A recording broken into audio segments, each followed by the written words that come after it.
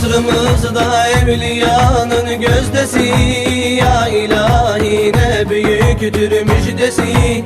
İrşadıyla zuhur etti pak sesi, nasip oldu bize elhamdülillah. Nasip oldu bize elhamdülillah. İrşadıyla zuhur etti pak sesi, nasip oldu bize elhamdülillah. Nasip oldu bize elhamdülillah. Nerede dersen gıdam zahir manevi, dergahında himmet eder haznevi. Fıtratına erdirir bu tedavi, şifa bulur dersin elhamdülillah. Şifa bulur dersin elhamdülillah. Fıtratına erdirir bu tedavi, şifa bulur dersin elhamdülillah. Şifa bulur dersin elhamdülillah.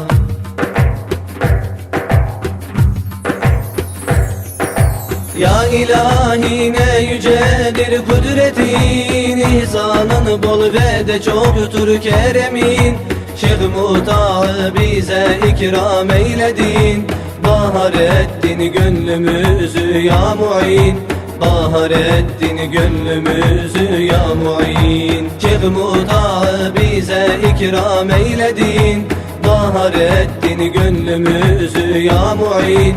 Bahar ettin gönlümüzü ya muin. Nerede dersen gıdam zahir manevi, dergahında himmet eder haznevi. Fıtratına erdirir bu tedavi, şifa bulur dersin elhamdülillah. Şifa bulur dersin elhamdülillah. Fıtratına erdirir bu tedavi, şifa bulur dersin elhamdülillah. Şifa bulur dersin elhamdülillah.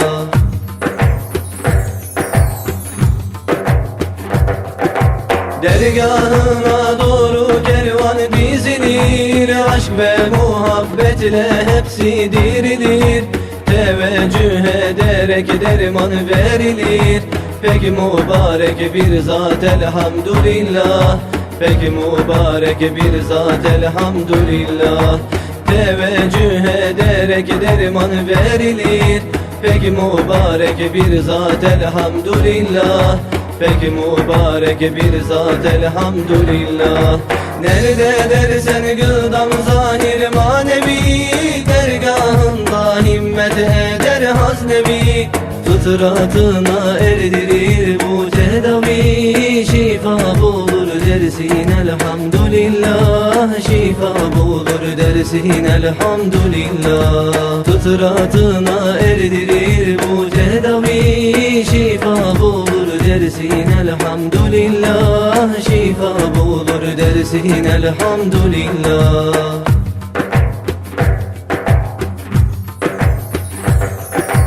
Ümmeti Muhammed haydi koşalım, peygamber varisi ile olalım.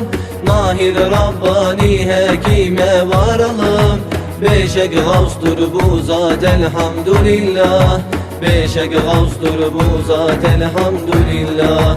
Mahir Rabbani hekime varalım, beşek gavstur bu zat elhamdülillah. Beşek gavstur bu zat elhamdülillah. Nerede dersen gıdam zahir manevi, dergahında himmet eder haznevi.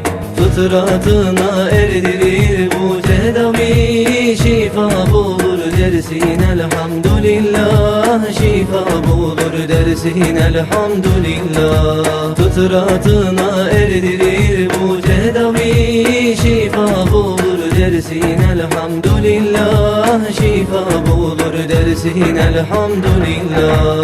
Nerede dersen gıdam zahir manevi, dergahında himmet eder haznevi. Fıtratına erdirir bu tedavi, şifa bulur dersin elhamdülillah. Şifa bulur dersin elhamdülillah. Fıtratına erdirir bu tedavi, şifa bulur dersin elhamdülillah. elhamdülillah.